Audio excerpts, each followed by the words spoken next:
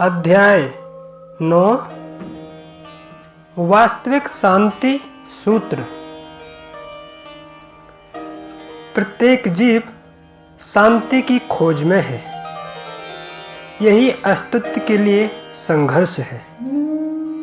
प्रत्येक जीव जलचर से लेकर मानव की उत्तम योनि तक, चींटी से लेकर सृष्टि के प्रथम प्राणी ब्रह्मा तक शांति की खोज में है।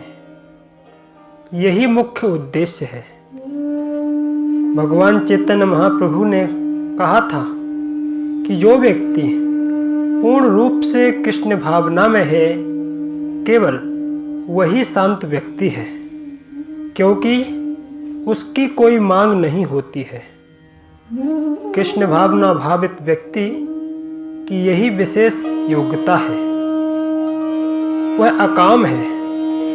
अकाम का अर्थ है वे व्यक्ति जिनकी कोई कामना नहीं होती है और जो आत्मनिर्भर होते हैं, जिनकी कोई जिज्ञासा नहीं होती है और जो पूर्णतः शांत हैं। वे कौन हैं? वे कृष्ण भावनामृत में स्थित भक्त हैं। अन्य सब 3 श्रेणियों में आते हैं। पहली श्रेणी है भुक्ति, अर्थात वे व्यक्ति जो भौतिक सुख और विषय भोगों के लिए लोलुप हैं। ये व्यक्ति खाना पीना और भौतिक आनंद लूटना चाहते हैं। शरीर के अनुसार आनंद के भी कई प्रकार हैं। लोग इस लोक में, दूसरे लोक में, यहाँ वहाँ और सर्वत्र इंद्रिय सुख की खोज में भटक रहे हैं। इनका मुख्य उद्देश्य इंद्रियों को संतुष्ट करना है। इसे भुक्ति कहते हैं। दूसरी श्रेणी के अंतर्गत वे लोग आते हैं जो इंद्रिय तृप्ति से थक चुके हैं या निराश हो चुके हैं और इसलिए इस भौतिक बंधन से मुक्ति चाहते हैं। इसके बाद वे लोग आते हैं जो ज्ञान की खोज में हैं, जो परम सत्य क्या है इस विषय में मानसिक कल्पनाएं करते हैं। इस तरह कुछ ऐसे लोग हैं जो इंद्रिय तुष्टि चाहते हैं और कुछ लोग ऐसे हैं जो मोक्ष के अभिलाषी हैं और मुक्ति चाहते हैं। मोक्षवादी लोगों की भी कुछ कामना होती है भौतिक बंधन से छुटकारा पाने की। फिर कुछ ऐसे लोग हैं जो योगी हैं। ये लोग योगिक सिद्धि की खोज में हैं। योगिक सिद्धि के 8 प्रकार हैं जिनकी प्राप्ति से मनुष्य में यह क्षमता आ जाती है कि वह सूक्ष्म से सूक्ष्म या भारी से भारी आकार ग्रहण कर सके या अपनी इच्छानुसार कोई भी अभीष्ट वस्तु प्राप्त कर सके। सामान्य व्यक्ति जो कि इंद्रिय तृप्ति के अभिलाषी हैं तथा वे लोग जो मोक्षाकांक्षी हैं, साथ ही जो योगिक सिद्धि की प्राप्ति में संलग्न हैं, इन सबों की कुछ ना कुछ मांग होती है। किंतु भक्तों की क्या स्थिति है?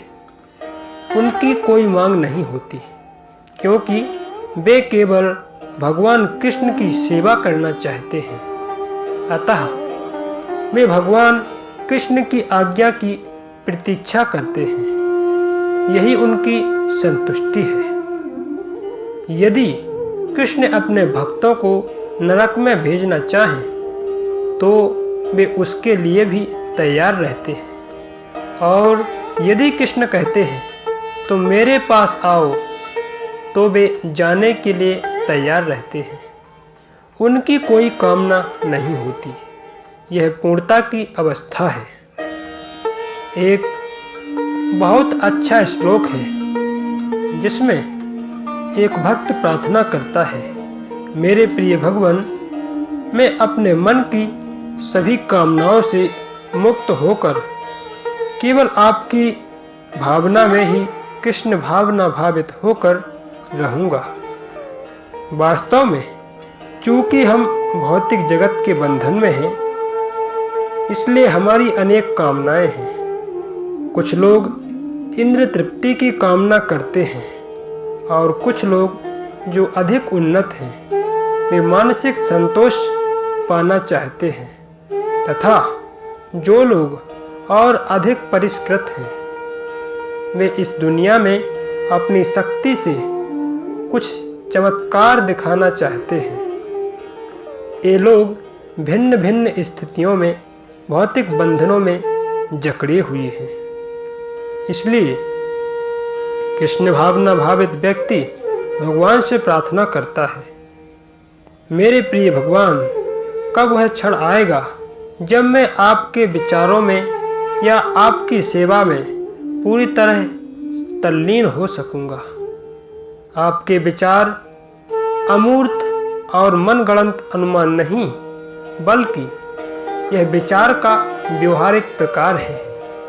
मैं शांत हो जाऊंगा और मन का सारा कपट जाल, मैं यह चाहता हूँ, मैं वह चाहता हूँ, पूरी तरह से मिट जाएगा। हम मानसिक तल पर मंडराते रहते हैं। हमने अपने मन को पूरा अधिकार दे रखा है और मन हमें भटका रहा है, इधर चलो उधर चलो। व्यक्ति को यह सारी मूर्खता बंद करनी होगी। मैं केवल आपका सनातन सेवक बना रहूँगा तथा मैं बहुत प्रसन्न होऊंगा, क्योंकि मैंने अपने स्वामी को प्राप्त कर लिया है।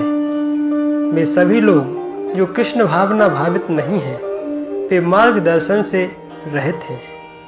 वे स्वयं अपने पथ प्रदर्शक हैं। जो व्यक्ति कृष्ण भावना भावित है, उनके पथ प्रदर्शक स्वयं भगवान श्री कृष्ण हैं। इसलिए उन्हें कोई भय नहीं है। जैसे जब तक बच्चा अपने माता पिता की देखभाल में रहता है, तब तक उसे कोई भय नहीं होता, परंतु जैसे ही वह स्वतंत्र होता है, उसके सामने अनेक बाधाएं आने लगती हैं। यह छोटा उदाहरण दिया गया है, परंतु ठीक इसी प्रकार जब कोई व्यक्ति सभी प्रकार की मनगढ़ंत कपट व्याख्या से मुक्त होकर 24 घंटे 100% कृष्ण भावना मृत में संलग्न रहता है, तो वह तत्काल ही शांति प्राप्त कर लेता है।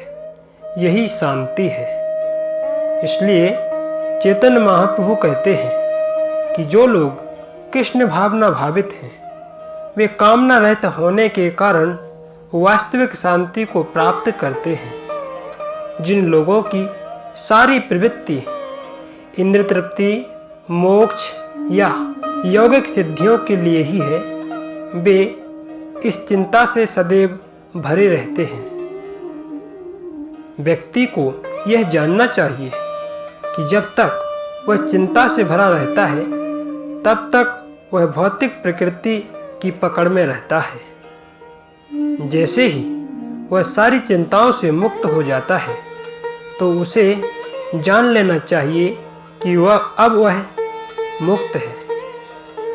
यह भयपूर्ण चिंता इसलिए रहती है क्योंकि हम परम नियंता भगवान कृष्ण को नहीं जानते। इसके स्थान पर हमारी अलग अलग धारणाएं होती हैं और यही कारण है कि हम हमेशा चिंतित रहते हैं। इसके अनेक उदाहरण हैं। जैसे प्रहलाद महाराज, वे मात्र 5 वर्ष के नन्हे से प्रिय बालक थे, परंतु भगवान के भक्त होने के कारण उनका पिता उनका शत्रु हो गया था। यही संसार की रीति है। जैसे ही कोई व्यक्ति भगवान का भक्त बनता है, वैसे ही उसका कई कठिनाइयों से सामना होता है, परंतु वे बाधाएं उस व्यक्ति को रोक नहीं पाएंगी अथवा उसके पथ में रुकावट नहीं डाल पाएंगी। हमें व्यक्तिगत रूप से कृष्ण भावना भावित होने के लिए हमेशा तैयार रहना चाहिए, अन्यथा केवल माया का ही राज्य रहेगा। ज्यों ही माया यह देखेगी कि यह है एक जीव जो मेरे चंगुल से बाहर जा रहा है, त्यों ही वह हमें हराने का प्रयास करेगी। जैसे ही व्यक्ति कृष्ण भावना भावित होता है और अपने आप को पूरी तरह से भगवान के प्रति समर्पित कर देता है, त्यों ही उसे इस माया से कोई भय नहीं रहता। कृष्ण भावना भावित व्यक्ति पूर्णतः शांत व्यक्ति होता है। इस संसार में हर कोई शांति चाहता है, किंतु शांति सैनिक नहीं जानते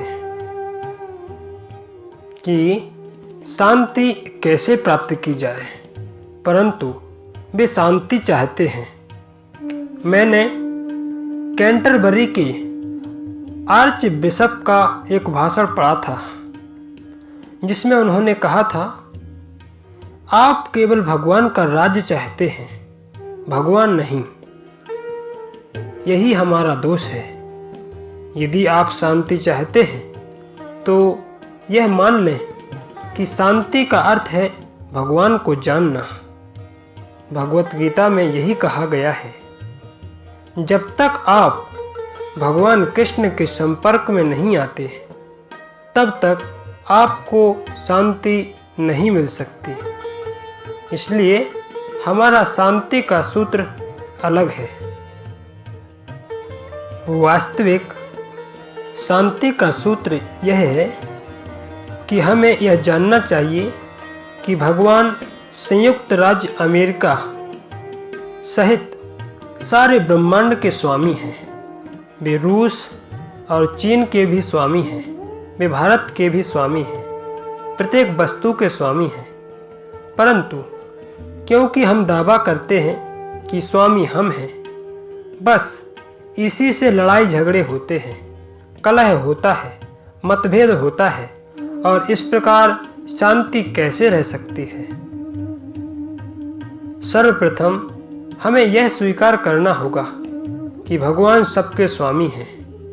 हम केवल 50 या 100 वर्ष के मेहमान हैं। हमारा आना जाना लगा रहता है। जब तक व्यक्ति यहाँ रहता है वह इसी विचार में खोया रहता है, यह मेरी भूमि है, यह मेरा परिवार है, यह मेरा शरीर है, यह मेरी संपत्ति है। और जब भगवान का आदेश मिलता है तो हमें अपना घर, अपनी संपत्ति, अपना परिवार, अपना शरीर, पैसा और अपना बैंक में जमा धन यहीं छोड़कर कहीं और जाना पड़ता है। हम भौतिक प्रकृति के नियंत्रण में हैं और वह हमें अनेक प्रकार के शरीर प्रदान कर रही है। अब प्रिय महोदय, आप यह शरीर लीजिए। हम अमेरिकी शरीर, भारतीय शरीर, चीनी शरीर, बिल्ली या कुत्ते का शरीर स्वीकार करते हैं। मैं इस शरीर का भी स्वामी नहीं हूँ, फिर भी कहता हूँ कि मैं यह शरीर हूँ। वास्तव में यह अज्ञान है। फिर शांति कैसे प्राप्त की जा सकती है? शांति तभी प्राप्त की जा सकती है जब मनुष्य समझे कि भगवान ही सभी वस्तुओं के स्वामी हैं। किसी का मित्र, किसी की माँ, किसी का नाना और राष्ट्रपति सभी समय के मेहमान हैं। जब मानव द्वारा यह ज्ञान स्वीकार कर लिया जाएगा तब शांति होगी। हम ऐसे मित्र की खोज में हैं जो हमें शांति दे सके। वे मित्र हैं भगवान कृष्ण। यदि हम उनसे मित्रता कर लें तो हम पाएंगे कि सभी हमारे मित्र हो गए हैं। चूँकि भगवान सबके हृदय में अवस्थित हैं, इसलिए यदि आप भगवान से मित्रता करते हैं तो वे आपके हृदय में से आदेश देंगे और आप से सब लोग मैत्रीपूर्ण ढंग से व्यवहार करने लगेंगे। यदि आप पुलिस कमिश्नर से मित्रता करते हैं तो आपको कुछ लाभ प्राप्त होता है। यदि आप राष्ट्रपति निक्सन से मित्रता करेंगे तो हर व्यक्ति आपका मित्र बन जाएगा, क्योंकि प्रत्येक व्यक्ति राष्ट्रपति के अधीन है। यदि आप किसी अधिकारी से कुछ चाहते हैं तो सीधे राष्ट्रपति निक्सन से कह दें और वे आदेश देंगे, ठीक है, उस व्यक्ति का ख्याल रखो। तब हर बात का ख्याल रखा जाने लगेगा। बस भगवान से मित्रता करने की कोशिश करें और तब प्रत्येक व्यक्ति आपका मित्र बन जाएगा। यदि सभी लोग इस अति श्रेष्ठ सत्य को समझ लें कि भगवान सबके मित्र हैं और वे ही परम स्वामी हैं, तो सभी शांति प्राप्त कर लेंगे। चैतन्य महाप्रभु ने यही समझाया है। भगवत गीता, श्रीमद् भागवत, चैतन्य चरितामृत या अन्य वैदिक साहित्य में या किसी दूसरे धर्म के साहित्य में यही सत्य प्रस्तुत किया गया है। भगवान स्वामी हैं, वे ही एकमात्र मित्र हैं। यदि आप यह समझ लेते हैं तो आप शांति प्राप्त कर लेंगे। यही शांति का सूत्र है। जैसे ही आप भगवान की संपत्ति पर अतिक्रमण करने का प्रयास करेंगे, उसे अपनी संपत्ति घोषित करेंगे, तो आपके विरुद्ध भौतिक प्रकृति द्वारा पुलिस कार्यवाही की जाएगी। आप स्वामी नहीं हैं। आप उतना ही रख सकते हैं जितना भगवान ने आपके लिए नियत किया है।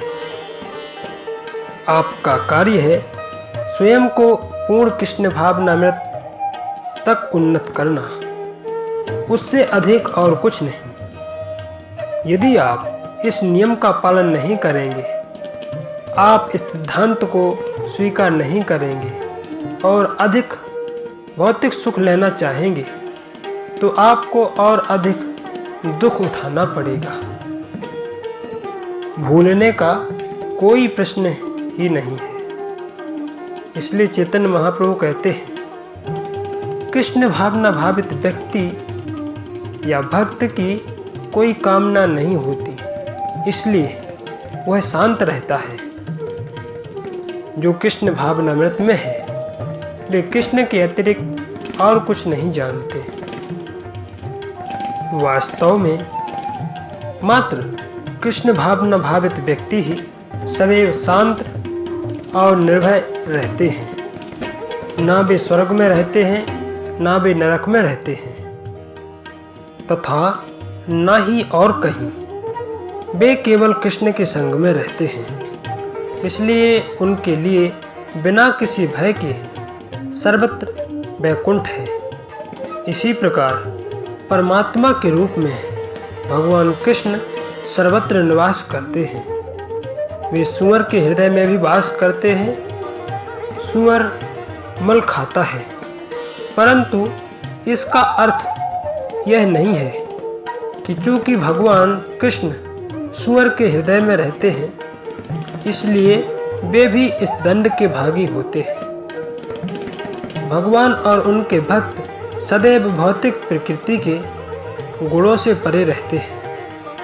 पूर्णतः कृष्ण भावना भावित लोग बहुत कम होते हैं और वे सदैव शांत रहते हैं। करोड़ों लोगों में ऐसा एक भी व्यक्ति ढूंढना बहुत कठिन है जो सच्चे अर्थ में कृष्ण भावना भावित हो। कृष्ण भावनामृत की यह स्थिति बहुत कम देखने में आती है, परंतु कृष्ण स्वयं चैतन्य महाप्रभु के रूप में वर्तमान समय की दयनीय स्थिति को देखकर सीधे मुक्त रूप से भगवत प्रेम प्रदान कर रहे हैं। फिर भी क्योंकि भगवत प्रेम मुक्त रूप से और सरलता से प्रदान किया जा रहा है, लोग इस ओर ध्यान नहीं देते। मेरे गुरु महाराज कहा करते थे, यदि आप एक लंगेर आम लें, जो कि भारतवर्ष का प्रथम श्रेणी का सर्वोत्तम आम है, बहुत मूल्यवान, अत्यधिक सुंदर और मधुर, अत्यंत स्वादिष्ट, तथा यदि आप इस आम को द्वार द्वार पर जाकर निःशुल्क बांटने का प्रयास करें तो लोग संदेह करेंगे, यह व्यक्ति लंगेर आम लेकर क्यों आया है, क्यों यह इसे निःशुल्क बांटने का प्रयास कर रहा है। इसके पीछे अवश्य कोई चाल होगी। इसी प्रकार चैतन्य महाप्रभु कृष्ण भावनामृत के इस लंगेर आम को बहुत सस्ते में लोगों को बांटते रहे, परंतु लोग इतने मूर्ख हैं कि वे सोचते हैं, ओह, ये लोग सिर्फ हरे कृष्ण का कीर्तन कर रहे हैं, इसमें क्या विशेष बात है। यह मूर्खों के लिए है, यह उन लोगों के लिए है जो तर्क नहीं कर सकते और जिन्हें कोई उच्च स्तर का ज्ञान नहीं होता। परंतु बात ऐसी नहीं है। यह कहा गया है, लाखों करोड़ों लोगों में केवल कुछ ही कृष्ण भावनामृत में रुचि रखते हैं। इस जानकारी की उपेक्षा नहीं करनी चाहिए, यह अति दुर्लभ है। तथा यदि आप कृष्ण भावनामृत का अभ्यास करते हैं तो आपका जीवन सफल हो जाएगा, आपके मानव जीवन का उद्देश्य पूरा हो जाएगा। कृष्ण भावनामृत का यह बीज बहुत असाधारण और मूल्यवान है। चैतन्य महाप्रभु ने कहा था कि असंख्य जीव 84 लाख योनियों के अंतर्गत एक के बाद दूसरी योनि में भ्रमण व देहांतरण कर रहे हैं। इनमें से कोई एक ही ऐसा भाग्यवान होगा जो दिव्य संपत्ति को प्राप्त करता है। कभी कभी भगवान के भक्त द्वार द्वार जाते हैं। उनकी नीति होती है कि वे भिक्षुक के रूप में जाएं। इसलिए भारत में भिक्षुकों तथा विशेषतया सन्यासियों का अत्यंत आदर किया जाता है। यदि कोई सन्यासी भिक्षा के लिए किसी घर जाता है तो उसका अच्छी तरह से आदर सत्कार किया जाता है। स्वामी जी, मैं आपकी क्या सेवा करूं? भक्त भिक्षुक किसी विशेष वस्तु की मांग नहीं करता, परंतु जो कुछ भी कोई दे सके, एक रोटी भी, वही उसे आध्यात्मिक दृष्टि से समृद्ध कर देती है। जब कोई व्यक्ति आध्यात्मिक संपत्ति में उन्नत हो जाता है, तब वह भक्तों का जितना हो सके उतना उत्तम स्वागत करता है। वैदिक प्रणाली के अनुसार यदि आपका शत्रु भी आपके घर आए तो उसका ऐसा स्वागत करना चाहिए कि आप भूल जाएं कि आप उसके शत्रु हैं। भगवान के लिए सर्वस्व त्याग करने वाले शुद्ध भक्त के आदर सत्कार की यही सामान्य रीति है। ये आदेश गृहस्थों के लिए है। गृहस्थ को दोपहर के समय अपने घर से बाहर निकल आना चाहिए और भूखे व्यक्ति को भोजन कराने के लिए पुकार कर बुलाना चाहिए। यदि उसके पुकारने पर कोई नहीं आता है, तभी घर का मुखिया भोजन ग्रहण कर सकता है। मनुष्य को भगवत परायण बनने की शिक्षा देने के लिए कई विधि विधान हैं। ये अंधविश्वास या अनावश्यक नहीं है। मनुष्य को भगवत परायण बनने की शिक्षा दी जानी चाहिए, क्योंकि वह भगवान का अभिन्न अंश है। इसलिए उसे शिक्षा प्राप्त करने का अवसर दिया जाता है। यह प्रशिक्षण इसलिए दिया जाता है क्योंकि किसी न किसी दिन मनुष्य कृष्ण भावना भावित हो सकता है।